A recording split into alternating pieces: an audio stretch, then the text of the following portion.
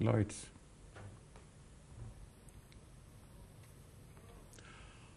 Assalamu alaikum. Welcome to today's episode of Talking Point. I'm your host, Syed Neaz Ahmed. In our studios today, we have a lady, London-born, of Bangladeshi origin. She's educated here in London.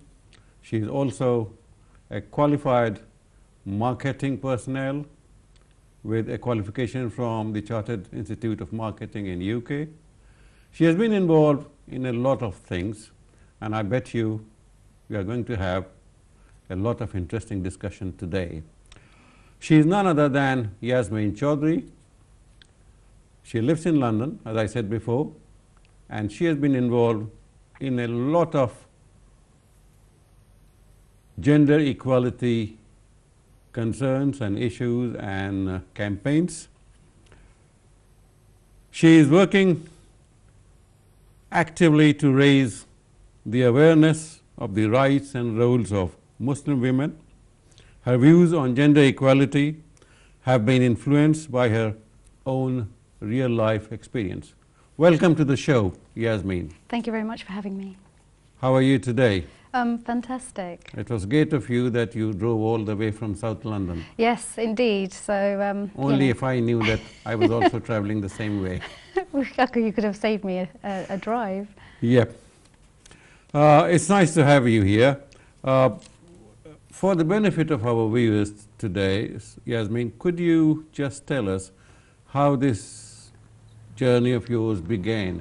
How did you, from Yasmin, a young girl, took up so much on your shoulders and you started this campaign, that campaign, you established this charity, that charity, and we'll talk about all of them later, but how did it all start? Well, it started because actually, quite frankly, I didn't want it to start. I didn't expect to be doing what I'm doing today. So in fact, I had the typical British Bangladeshi story. My father came over, got educated, went to university, and then I did have a career in the city.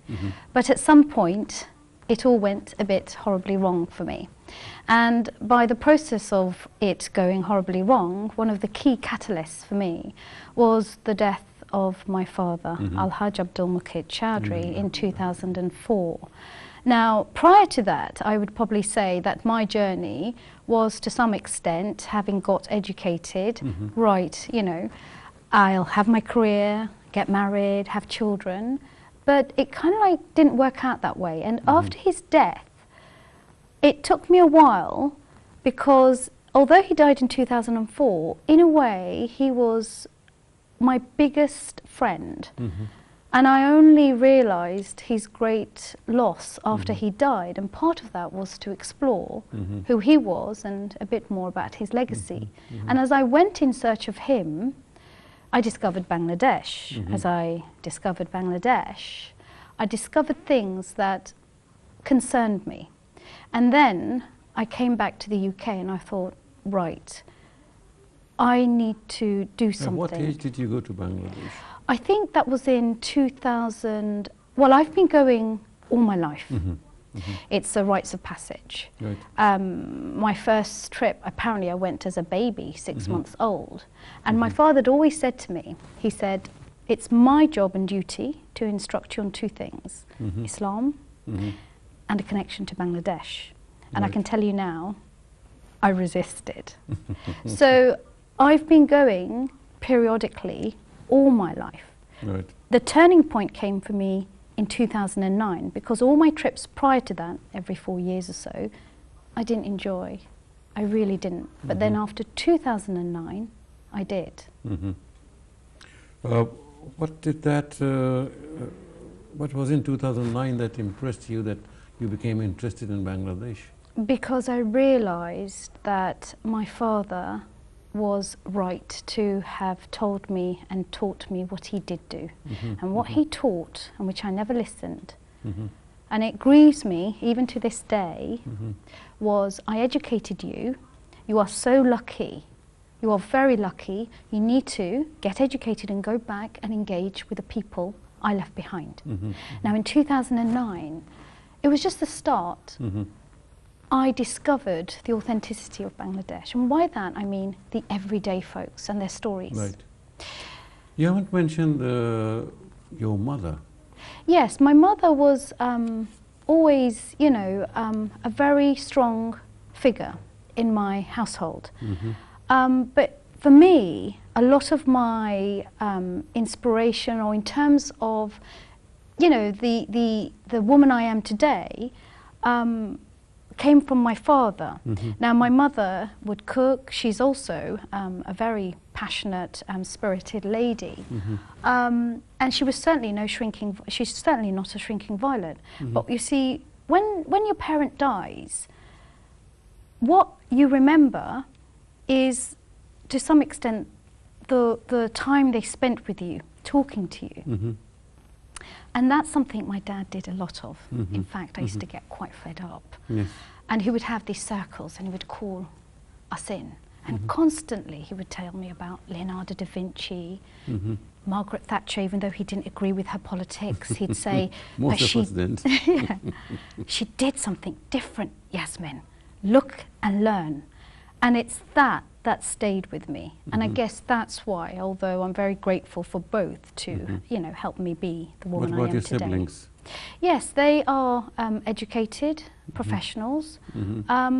But the work I'm doing in Bangladesh, I think that passion. Do they involve No, they're themselves not. with this now? No, they're not.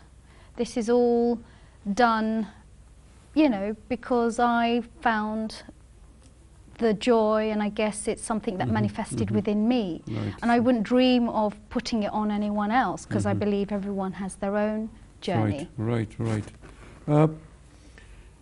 Well, reading about you, I found that you would like to be known as a social entrepreneur, an activist working for the elevation of poverty of Muslim women. And you are also very keen about emphasizing the point of gender equality and promote Bangladesh not only just as a tourist sport, but the artisans and other aspects, other cultural issues. But what is this AMC petition? We'll talk about other things. Yes. AMC petition. And So this AMC stands for the initials of your father. Yes, it is. And actually, I was just going to say, this issue to put my head above the parapet is on the subject of Muslim women is recent. Right. In fact, I've actually put my startups on hold because the AMC, Yasmin Choudhury petition, I created recently, and it is very personal, and it's actually asking people, and I'd love it if people are watching tonight to go and look it up, to raise the awareness of the rights and roles of women in Islam, because I was never taught it. And so in search of my father, I found Bangladesh, but also, in a full circle, I've also discovered true Islam, because I believe people like myself, we grew up and I wasn't taught the right kind of Islam. And the AMC petition is talking about things that I think are absolutely inspirational, wonderful. For example, the amount of financial freedom or independence that the Quran calls for. Secondly, also the fact that there's so many amazing women in Islam that I just never knew. Well, before we go further down, I mean, I know they're very interesting topics that you're going to talk about. Who would you think was responsible for not teaching you the correct image of Islam, or about Islam's attitude towards women? I think it all comes from the books that are being used here? Or? I think it comes from actually, firstly, the community.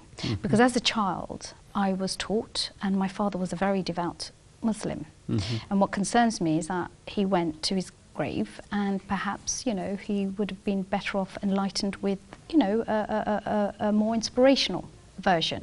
So the people, I was taught by a mullah, I remember, I was taught and taken to classes, but the aspect of the financial rights, the fact that women must and are guaranteed inheritance. In fact, I counted around at least 17 potential income streams, plus the roles of radiallahu anhu, Khadija, Aisha, then there was Sumayya, who was the first martyr in our Prophet's prophethood.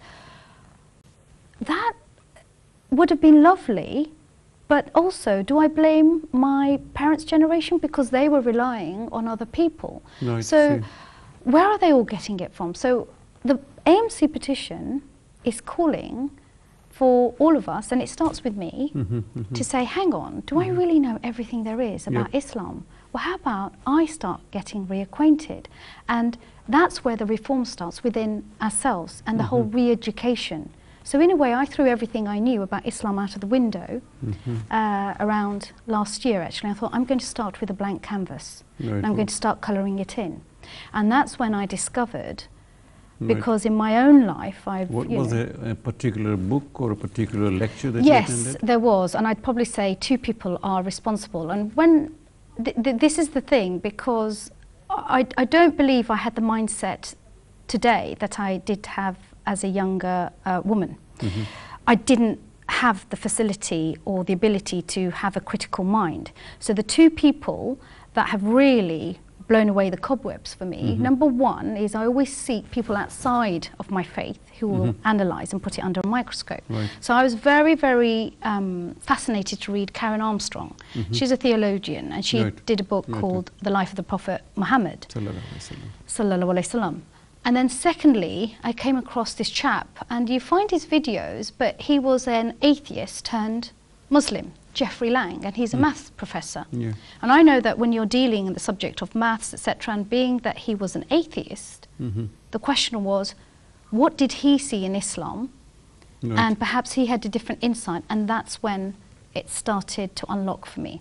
So the AMC petition, I'm very passionate about it, because really, it's not my job to do that. I think there are people better served, in a better position, and I've really put my head above the parapet here. But what could be done is this: if we did get that information out, I believe it could do the greatest justice, not just to Islam, but also changing society. Inshallah, we need to have a dialogue. We need to have conversations, and we just can't shut up people saying, "This is it. You do not know. I know better than you do." And the attitude of some of the clerics. I mean, there is no system of clerics in Islam. See, you read books, and anybody can be an imam. But he has to be knowledgeable. That's all.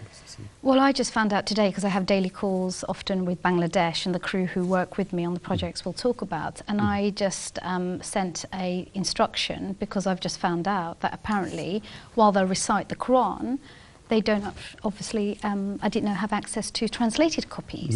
So it's all done by rote, but you know, it being manifested down at grassroots, it's really important to have that education. And just going back to the petition, it's actually linked to something very personal going on in my own life. So when I came across Geoffrey Lang and Karen Armstrong, their information I went in search for, because one of the things I discovered was I didn't even know women inherited. I was taught to hand everything over to a man. And it was that subjugation which I was led to believe was in Islam. When I opened the Quran and I find references, the point is so different. I was shocked. And that's where it got very personal and very painful for me, because the process as a woman in a very, I'd say, traditional community circle, where a lot of tribal and cultural rights are fused in. Okay, Yasmin, we'll have to take a commercial break now, and then I call this commercial breaks our bread and butter.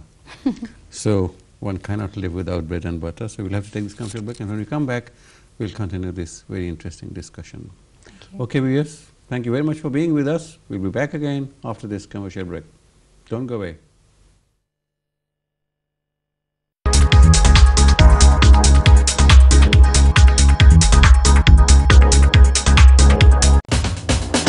আপনারা দেখছেন talking point. সৌজন্যে sap সলিসিটরস, যে কোনো আইনি পরামর্শের জন্য।